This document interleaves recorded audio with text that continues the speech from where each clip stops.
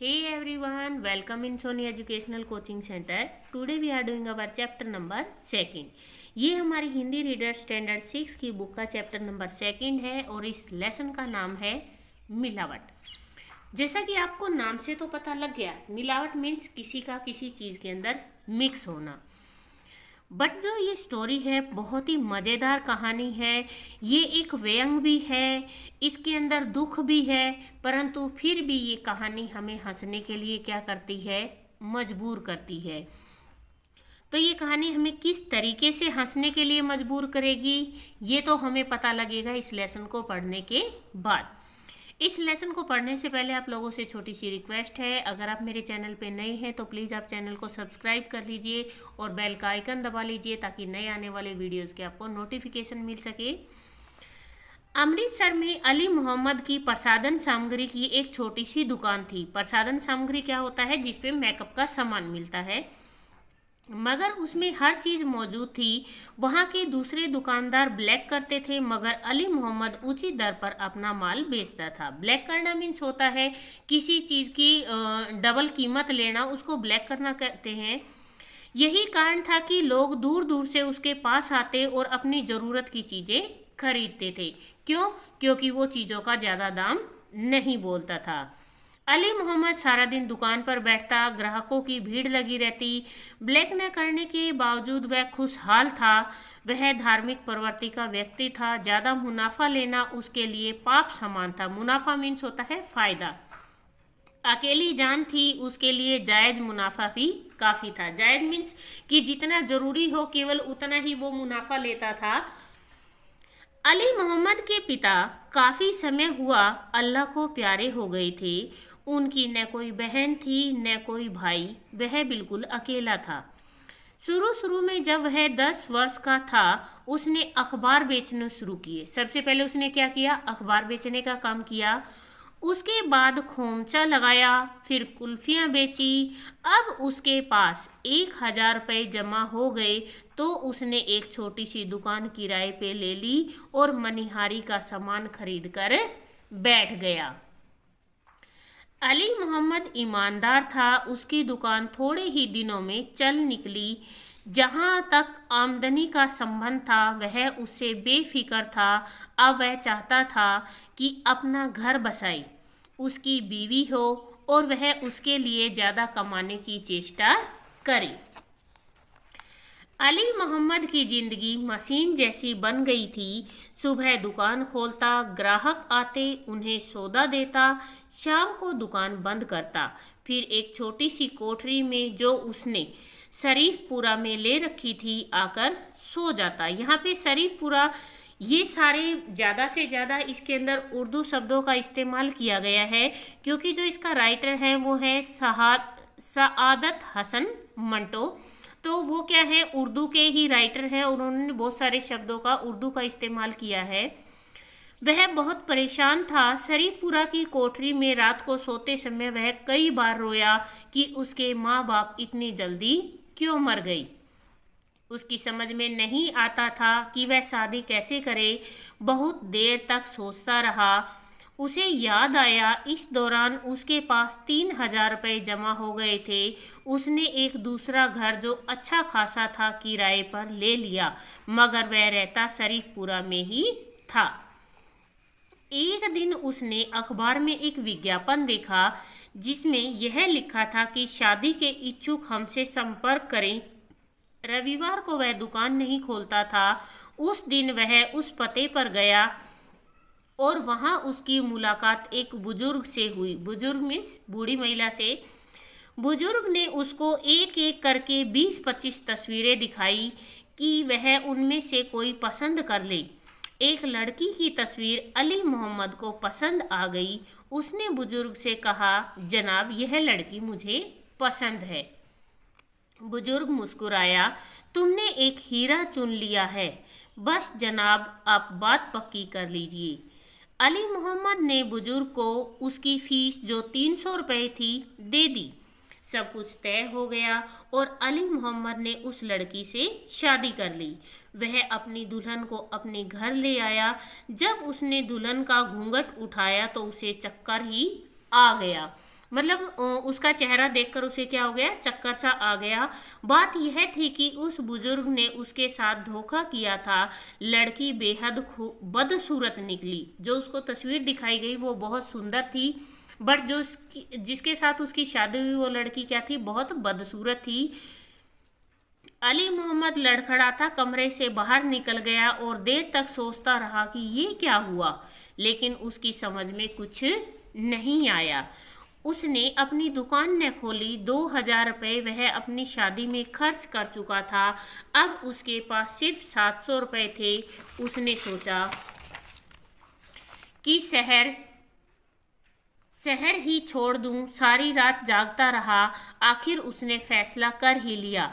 सुबह 10 बजे उसने अपनी दुकान एक व्यक्ति को 5000 रुपये लेकर औने पौने दामों में बेच दी और टिकट कटवाकर लाहौर चल पड़ा। लाहौर जाते हुए गाड़ी में किसी जेब कतरे ने बड़ी सफाई से उसके बचे रुपए गायब कर दिए। वह बहुत परेशान हुआ, लेकिन उसने सोचा कि शायद खुदा को यही मंजूर हो। लाहौर पहुंचा तो उसकी दूसरी जेब में जो कतरी नहीं गई थी, सिर्फ 10 रुपये और 11 आने थे। इससे उसने कुछ रोज गुजारा किया, लेकिन जल्द ही फाकों की नौबत आ गई। फाकों मतलब होता है भूखा रहने की सिचुएशन आना। तब उसने हल्दी और मिर्च पीसने वाली एक चक्की में 20 रुपये महावर पर नौकरी कर ली। महावर मीन्स महीना की, 1 महीने के उसे 20 रुपये मिलेंगे। यहाँ उसे पहले दिन ही मालूम हो गया कि दुनिया में धोखा ही धोखा है। वहाँ उसने देखा कि हल्दी में पीली मिट्टी की मिलावट की जाती है और मिर्चों में सुर्ख ईंटों की मतलब सूखी ईंटें मिलाई जाती है लाल रंग के लिए। 10 वर्ष तक अली मोहम्मद इस चक्की में काम करता रहा। उसका मालिक हर महीने कम से कम 700 रुपये कमाता था। इस दौरान उसने 500 रुपये बचा लिए थे। एक दिन उसने सोचा कि जब सारी दुनिया में धोखा ही धोखा है तो वह भी क्यों न धोखा करे। अब तक उसने कभी भी धोखा नहीं किया था, बट अब उसने देख देख के लोगों को उसने धोखा करना शुरू कर दिया। अब अली मोहम्मद ने अपनी चक्की खोल ली और उसमें मिर्च और हल्दी में मिलावट करने का काम शुरू कर दिया। उसकी आमदनी अब अच्छी हो गई थी।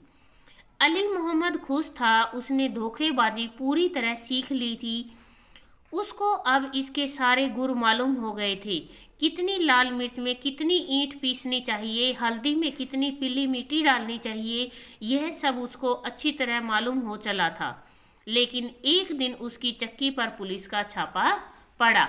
हल्दी और मिर्चों के नमूने बोतलों में डालकर मुंह बंद किए गए और जब रिपोर्ट आई तो उनमें मिलावट है तो उसे गिरफ्तार कर लिया गया।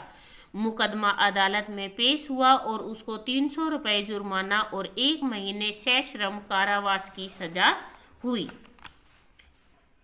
जुर्माना तो उसने अदा कर दिया, लेकिन 1 महीने की सश्रम कैद उसे भुगतनी ही पड़ी। सश्रम होता है मतलब वहाँ पर मेहनत करनी थी उसे।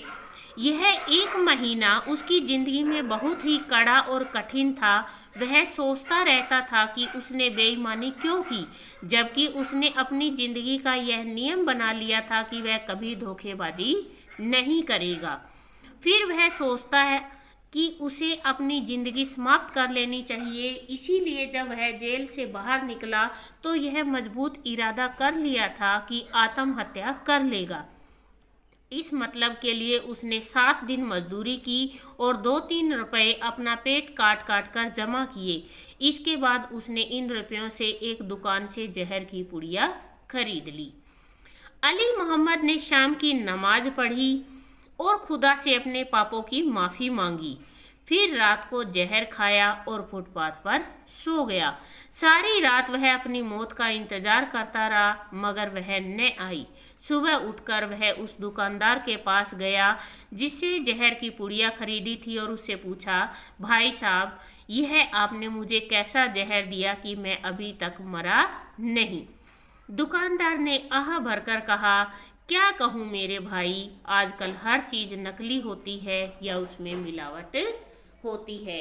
इट मीन्स यहाँ पर क्या है, हमें इस कहानी से शिक्षा मिलती है कि चारों तरफ क्या है, भ्रष्टाचार फैला हुआ है, लेकिन हमें उस भ्रष्टाचार के पीछे अपने आप को भ्रष्ट नहीं करना है, अपने जीवन को नैतिकतापूर्ण हमें जीना है। इसके बाद आते हैं आपके वर्तनी बोध। यहाँ पे ये मानक वर्तनी है और ये प्रचलित वर्तनी है। गए, संबंध, लिए और संपत। नेक्स्ट है बंध, इंतजार, जिंदगी, पसंद। उसके बाद यहाँ पे आपको उर्दू और फारसी के शब्द दिए गए हैं। इसके बाद है अभ्यासमाला। अली की दुकान कहाँ थी? अली की दुकान अमृतसर में थी। अली के परिवार में कितने सदस्य थे? अली के परिवार में कोई भी नहीं था। अली अपनी दुकान की वस्तुओं का कितना मुनाफा लेता था? अली अपनी दुकान की वस्तुओं का कितना की जगह जायज मुनाफा लेता था। इसके बाद आता है सही विकल्प पर सही का निशान लगाइए। अली मोहम्मद सारा दिन कहाँ बैठता था? दुकान पर। अली मोहम्मद कैसा व्यक्ति था? ईमानदार। अली मोहम्मद को किसकी तस्वीर पसंद आ गई थी? एक लड़की की। क्वेश्चन नंबर 2, रिक्त स्थानों की पूर्ति कीजिए। वह धार्मिक प्रवृत्ति का व्यक्ति था। उसके बाद खोमचा लगाया, फिर कुल्फियाँ बेची।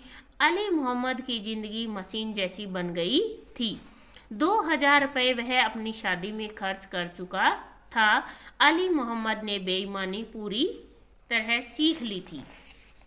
इसके बाद है सही वाक्यों के सामने सही तथा गलत वाक्यों के सामने क्रॉस का निशान लगाइए। अली मोहम्मद की मनिहारी की दुकान थी। राइट। अली मोहम्मद के लिए ज़्यादा मुनाफा लेना पाप के समान था। राइट। अली मोहम्मद रविवार को दुकान खोलता था। नहीं। सारी रात वह अपनी मौत का इंतजार करता रहा। राइट। इसके बाद आते हैं लिखित क्वेश्चन।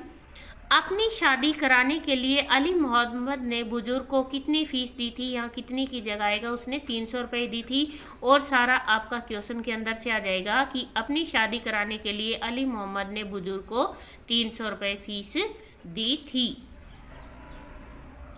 10 वर्ष की अवस्था में धन कमाने के लिए अली मोहम्मद ने क्रमशः कौन कौन से काम किए? 10 वर्ष की अवस्था में धन कमाने के लिए अली मोहम्मद ने खोमचा लगाया, अखबार बेचा तथा कुल्फियाँ बेची। तीसरा क्वेश्चन है अली मोहम्मद की दिनचर्या कैसी थी? अली मोहम्मद की जिंदगी मशीन जैसी बन गई थी। सुबह दुकान खोलना, ग्राहक आते उन्हें सौदा देता, शाम को दुकान बंद करता और कोठरी में आकर सो जाता। यही उसकी दिनचर्या थी। रात को सोते समय अली प्राय क्यों रोता था? यहाँ क्यों की जगह आएगा। रात को सोते समय अली प्राय रोता था क्योंकि उसके माँ बाप जल्दी मर गए थे। अली पर फाकों की नौबत क्यों आ गई? अली मोहम्मद की चक्की पर छापा पड़ गया था और उसे गिरफ्तार कर लिया गया था, इसीलिए अली पर फाकों की नौबत आ गई। इसके अलावा इसका एक आंसर और भी बनता है कि अली मोहम्मद ने क्या की थी? शादी की थी और शादी करने के बाद जो उसकी पत्नी थी वो बदसूरत थी, उसे छोड़कर वो लाहौर भाग जाता है और उसकी जितने भी पैसे होते हैं वो चोरी हो जाते हैं, उसकी जेब कट जाती है और उसके पास जो पैसे होते हैं वो 2-3 दिन में खर्च होने के बाद उस पर फाकों की नौबत आ जाती है। इसके बाद आता है पाठ में आए संज्ञा शब्द छांट कर लिखिए। अली मोहम्मद, बेईमानी, अमृतसर, मनिहारी, धोखेबाजी, मालिक, कुल्फियाँ, शरीफपुरा, पुलिस। इसके बाद है पाठ में आए उर्दू भाषा के कुछ शब्दों को छांटकर लिखिए। शरीफपुरा, मुकदमा, जनाब, बेफिक, आमदनी, खुदा। इसके बाद आता है उचित विराम चिन्ह लगाइए। मैंने यहाँ पे विराम चिन्ह लगा रखा है, उसके लिए जायज़ मुनाफा ही काफ़ी था, तो आप इसको यहाँ पे जब लिखेंगे उसके लिए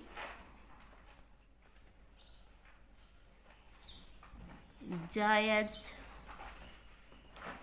मुनाफा ही काफ़ी था। और जब ये हमारा सेंटेंस ख़त्म हो गया तो ये पूर्ण विराम लग जाएगा। अली मोहम्मद के पिता यहाँ काफ़ी समय हुआ अल्लाह को प्यारे हो गए थे, यहाँ पे लगेगा पूर्ण विराम। तो इस तरीके से आपको सेम यहाँ पर रिटर्न करना है।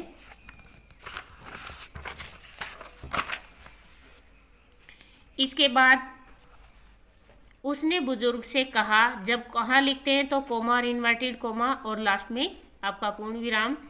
उसके मालिक हर महीने कम से कम 700 रुपये कमाता था। यह एक महीना ही उसकी जिंदगी में बड़ा कड़ा और कठिन था।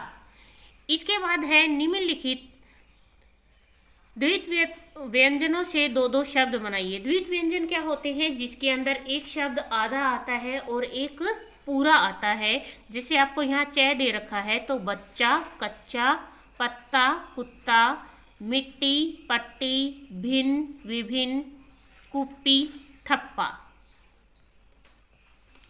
इसके बाद है आपके अनुसार जीवन जीने की सबसे अच्छी नीति क्या होती है? ये आपको अपने आप से लिखना है। इसके बाद है रचनात्मक कौशल, ग्राहकों के क्या क्या अधिकार हैं। साथियों के साथ ग्राहक सेवा केंद्र पर जाकर इसका पता लगाइए और इस कहानी के रचनाकार द्वारा रचित अन्य रचनाओं के बारे में लिखिए। ये है आपका चैप्टर नंबर 2। प्लीज़ वीडियो को शेयर करें, लाइक करें एंड कमेंट करें। Thank you.